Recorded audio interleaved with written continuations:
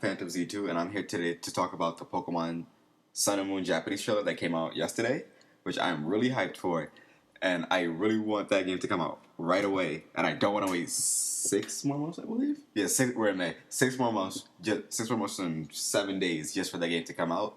But if you haven't heard, or if you haven't seen it yet, on at 8 a.m. yesterday, there was a trailer that released both Japanese and English on the Pokemon YouTube channels that basically showed off gameplay for Pokemon Sun and Moon. And actually, in the Japanese trailer, they also showed, similar to how they did in the Pokemon Direct where they first announced Pokemon Sun and Moon. They basically just showed like basically a young kid moving to a new place and trying to basically connect, like, which was the message that they were trying to get across the Pokemon 20th anniversary trailer, was that basically the game is to basically what Pokemon has done now is connect so many people, and that's basically what the Japanese trailer does. Unlike the English trailer, which just shows gameplay, the actual Japanese trailer kind of makes you like think about like what it is to not only go into a new generation and meet other people who also play Pokemon, but it also goes into going to a new place that you've never been before. And actually, one of the first things that they show off in the trailer is hands down where the region is going to be set up, which is basically Hawaii, which many people thought it would be just from seeing concept art from the 20th anniversary trailer. Originally, I had thought it was going to be Rio, since the Olympics are actually going to be at Rio this year. And then I thought maybe they'd try to bring back Pokeathlon, which I would really love to happen. But I doubt it, since they normally do special things like that one time for one game only. But if something like that does happen, because later on he does say the young trainer, basically the kid that they're filming throughout the trailer, he does say that he likes soccer. So maybe there's a chance for sports to come in, like have your Pokemon compete in sports again. That would be really cool. But one of the things that is really cool about the Japanese trailer is that it shows like the boy developing himself into becoming, basically, like he's going to a new school. He's basically in a different country, I guess. Most likely, yeah. He's coming on the plane and stuff, which I think may also be a foreshadowing to how Pokemon Sun and Moon may start, where you're actually moving to the Alola region, which is called Hawaii, and that maybe, since one of the first things I thought was that since the trainer in the game actually does look like Callum from Pokemon X and Y, so I thought originally, okay, maybe it actually is a continuation of Gen 6. I honestly doubt that, but the fact that you're moving, that maybe you actually are taking a plane to the Alola region might be a little cool thing, maybe, because later on they actually do show they do show the room of the trainer, the trainer you play as, but they also shows like on one section like a whole bunch of boxes, so maybe, yeah, you actually are moving there. But back to the kid and how they're filming him, is that maybe some things that you don't notice is that like before when they come into the airport, all the sign says Hawaii, but and then when he's at home with like all his boxes and stuff around him, that just to show that he's still moving in, is that he's actually learning English with his mother, and which I think is kind of cool, because basically it still also shows that the purpose of connecting, but also, since that I'm not specific, I'm pretty sure that these people are Japanese, but it's also that they also added the Chinese language to Pokemon Sun and Moon. So maybe those people are Chinese, because I don't hear them actually speak any other language but trying to speak English, because he's learning it. But maybe it's just a thought. Next, when they're going to the game store and they're actually showing Pokemon Sun and Moon, and you can get to see the legendaries a bit earlier than what they show on the box cover at the end of the trailer. You actually can see from the game store's window, you can actually see the Pokemon Sun legendary use his signature move, after it shows it shows the kid like getting the game, and also goes into that there's this guy.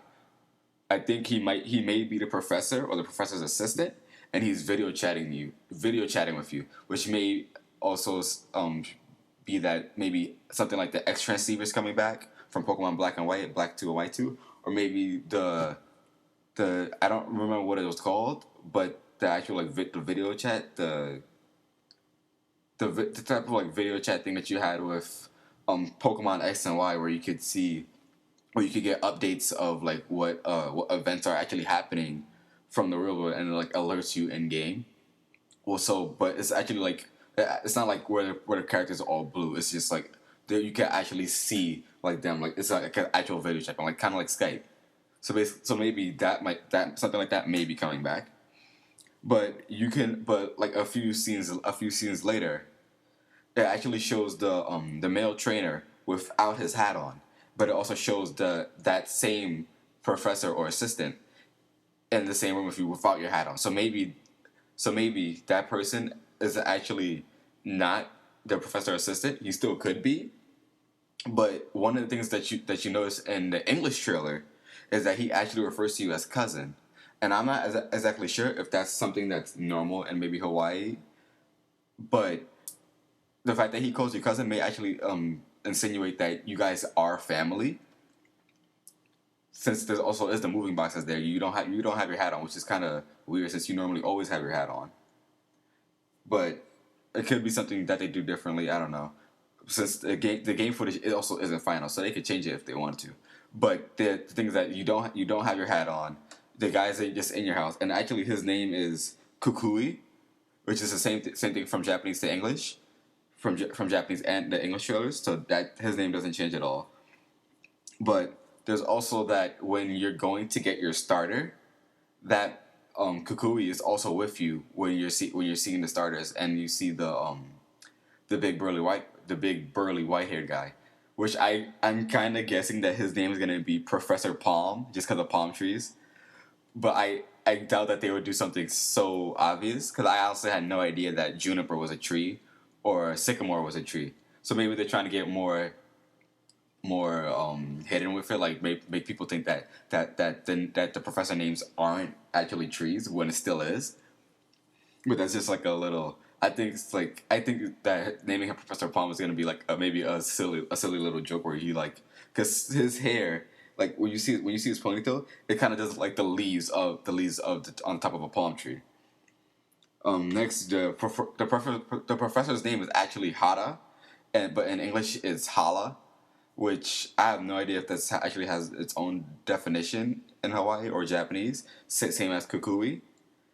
But the names aren't changing. This and actually at the end of the in the video when the boy is moving in the boy that they're filming is moving into Hawaii and he's going to school. There's this kid who's like trying to like basically it's kind of like his motivation for speaking up with connecting, and then it's kind of like how they connect through Pokemon, like by talking about which starters are they getting. The boy that's actually from Hawaii is actually playing the game in English in the Japanese trailer, and then the normal was actually playing it in Japanese.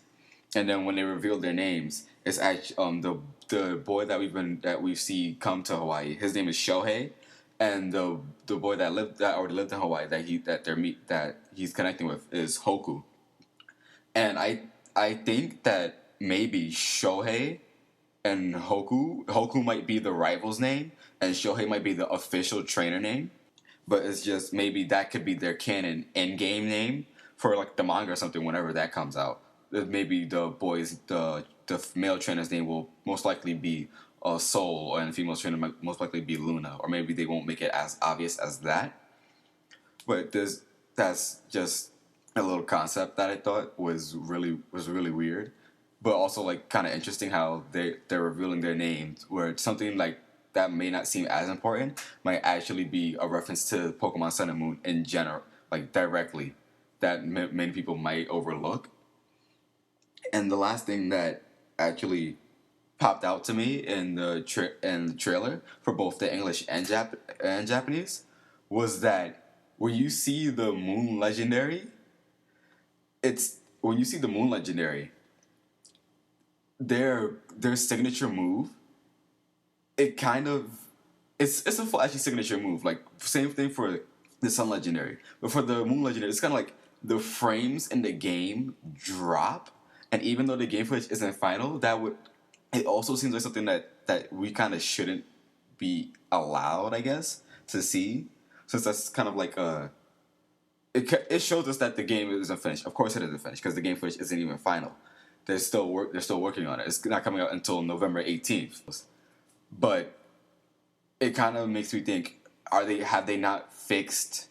First of all, if this is even a new engine, and second of all, have they not fixed the frame dropping situation where of too much of the 3D graphics on maybe a smaller 3DS, or I'm not even sure entirely of on the new 3DS if that still happens where the frames drop maybe if you turn on the 3D or if there's too much stuff going on screen. But seeing the legendary is kind of like it's a really cool legendary concept wise. Like it kind of looks a bit scary if you think about it, like it's a bat, but the sun legendary looks really cool. Like it's supposed to be a sun lion. Well, not like there's an actual animal called a sun lion, but it's supposed to be a lion. But it's like kind of, I wouldn't say that it's over designed, kind of how like Perfect Zygarde is, but it's designed to the point where it's so ferocious that it almost doesn't look like a Pokemon. But the fact that it also doesn't look like a Pokemon also shows like how much of the artwork, how much of the look of the Pokemon is kind of like so cool now. Like the starters kind of look weird. Like if you look at Litten and Popilo, I believe his name is. Popilo kind of looks like kind of doesn't actually look like a Pokemon, but the type of character it gives itself when you see it in battle and the actual official artwork is very much like a Pokemon. So it kind of seems like Pokemon is changing into something that's not only just connecting with other people and emphasis on basically developing itself into something that can be worldwide, but it's also that like as Pokemon continuously goes, it strays away from what it normally was, and that's actually not a bad thing. I actually like how many people may say I like the better when it was 151 Pokemon, or I like the 151 Pokemon, or I liked it better when it was just the old games 8-bit, and I can't disagree with that because when the game was 8-bit, the game seemed a lot harder because in Gen 6, I was able to beat that in 5. I was able to beat those games in 5 days, which I never did before. But that's probably because we had so it was so much an involvement in moving.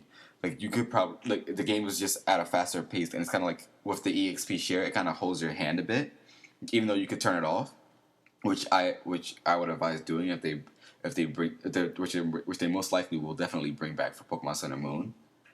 But it's Pokemon is shaping into something that's trying to be more, I guess, trying to be more easy for newcomers, but also advancing for the old, and you're still trying to keep that sense of connection with the two, and basically trying to make it that the old is turning into the new, but the new can still go back to the old. And I guess one way that we're also seeing that is with how Pokemon Red, Blue, and Yellow on Virtual Console can only be Pokebanked to Pokemon Sun and Moon, and not Pokemon Omega Ruby, Alpha Sapphire, and Pokemon X and Y. So Pokemon is really changing to something that's gonna be different than what we've normally seen, which isn't a bad thing at all. I actually love the direction that Pokemon is currently going towards, and it's not like something that we need to worry about. I personally don't think that's something that we need to worry about. I think it's more of that something that we kind of have to accept. And as we go into as we learn more about Pokemon Sun and Moon, there are definitely going to be things that we most likely have never seen from past Pokemon games, and that's mostly part of what a new generation is. And Pokemon Sun and Moon is definitely shaping into a new generation that I'm already beginning to love. But not only that, it's like one that I'm really hyped for more than I was hyped for Pokemon Heart Gold, not Pokemon Heart Gold, so Pokemon Black and White, and when Pokemon Diamond and Pearl had came back years ago. So basically Pokemon is changing, not only through like this trailer, like through this like short little analysis. I don't even know how long this is, but through this not just through this analysis of this trailer, but I guess it's more that is just shaping into something that'll be like really exciting for this 20th anniversary. And I actually only been playing Pokemon since Crystal at 2, so this is only 15 years for me. And the fact that I'm kind of like getting this change already, I'm really prepared for Pokemon Sun and Moon. I don't know if my wallet is, but I know that as a Pokemon trainer and as somebody who their first video game was Pokemon, I am like wholeheartedly acceptive to this change and do like what Pokemon itself is going to become. I hope you enjoyed this video. It was actually pretty difficult to do, mustering up the courage for this. I might put in some bloopers, outtakes. But I hope you enjoyed the video. Don't forget to like the video if you did like it, and if you want to, you can subscribe.